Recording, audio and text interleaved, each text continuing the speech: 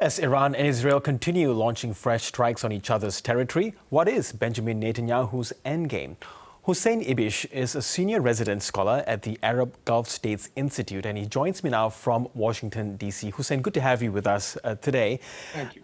Now, firstly, Donald Trump said he had vetoed Israeli plans to kill Iran's supreme leader, Ayatollah Ali Khamenei. But Benjamin Netanyahu is neither confirming nor denying this. But was Israel seriously considering this course of action? They might have been considering trying, but the extent to which they're able to actually do that successfully is, up in the air. So this is a lot of hyperbole. Trump says lots of things, and you have to take everything that comes out of his mouth with a grain of salt. He boasts about his willingness to lie, calls it, constructive hyperbole and things like that. But it's been a code word for nonsensing people, and he does it with a smile, and everybody knows it. And you can't take any little thing like that from him seriously or literally. Yes, but what about from Benjamin Netanyahu's point of view? Would he be considering that? He might, yeah. So he might consider trying to do that. In fact, it's insofar as this is a grander version of Israel's war against Hezbollah in the fall of last year, which is sort of the playbook that they're following. If there's any precedent, then that did end up with a strike on Hassan Nasrallah that killed him and hit some of his key deputies in a bunker at a moment when not only they knew where he was, but when he wasn't expecting to be hit. He thought other things were going on, and they kind of tricked him into it. At this point, I don't think they're going to be able to deceive Khamenei and the senior leadership in Iran that the supreme leader is not in danger. So repeating that is going to be tricky. Yes, so factoring this as well as the strikes at various nuclear and military targets, what is the end game here for Benjamin Netanyahu?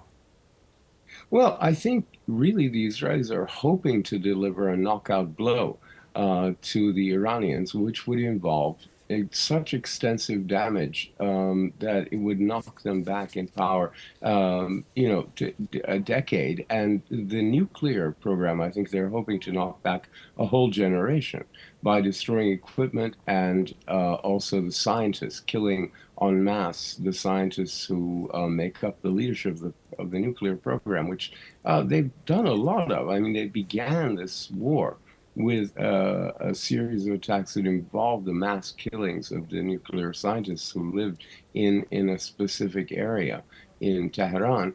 I think they're hoping also to damage Iran's economy, its oil production facilities, its ability to refine and export oil for years, if not decades.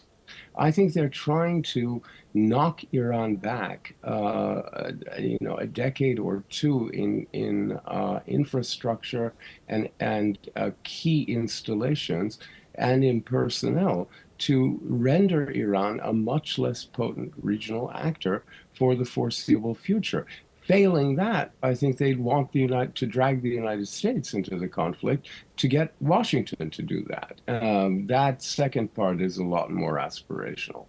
Yes, that puts Donald Trump in quite the corner, isn't it? Whether to keep supporting Israel outwardly as Benjamin Netanyahu wants, or work more behind the scenes and get a deal done, as Donald Trump says. Yeah, so I think Trump's position is a little bit more enviable than you painted it. Look, he didn't give Israel the green light for this, but he didn't give them the red light either. And he says he knew that the time and date of the beginning of the attack before it happened, which meant he had the opportunity to say absolutely not over my dead body, and you'll greatly damage our bilateral relations if you do that. He didn't say that.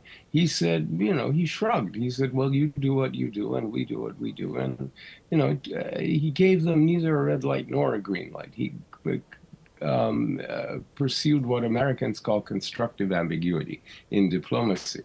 So what that ends up meaning is that he ended up striking a position that would allow Israelis to say to themselves and him to say to supporters of Israel in the US, hey, we've got Israel's back, don't worry.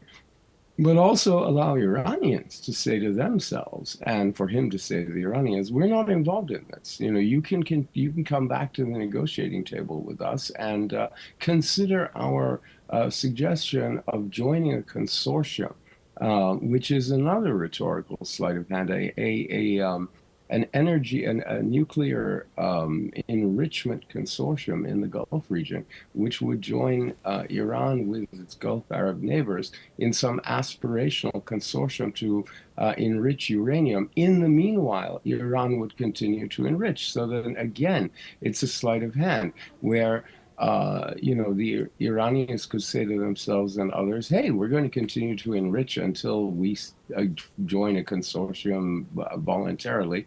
That is something we may or may not do.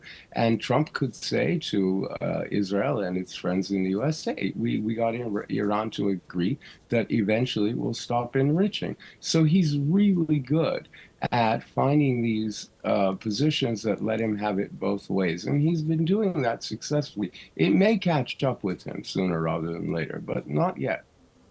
And just going back to your previous point of Israel's sort of mission at the moment to damage not just its military nuclear infrastructure, but more broadly its economy, is that all made towards perhaps moving towards getting Iranians themselves to push for regime change in Iran itself? Well, that's what, they've called for that. And Netanyahu gave an address directly to the Iranians, or addressed the Iranians directly and said, rise up and claim your freedom and all that stuff. And it's never going to work.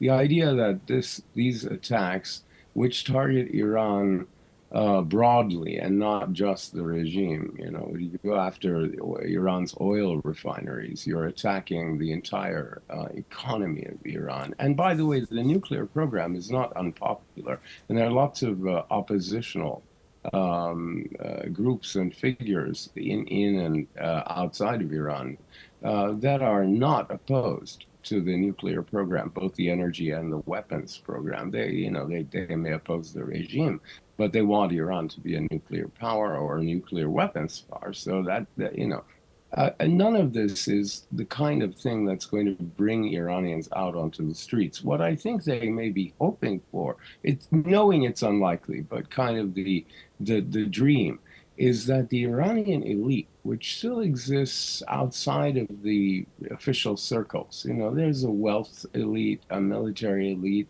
and other elites in the sort of repositories of Persian wealth and power that might say to themselves, like the Argentinian elite did after the disaster of the Falklands War in the 1980s, where Argentina was routed by Britain, that these guys have mishandled Argentinian national interests so badly they've got to go back to their barracks and play with their guns and leave foreign policy to more sober minds. And I think the Israelis might be hoping to convince the Iranian elite, which would be both in and out of regime circles, that this regime, or at least the elite within it, at least the highest level within it, has mishandled Persian national interests that go back 6,000 years so badly that they've got to go. And there's got to be either a regime change or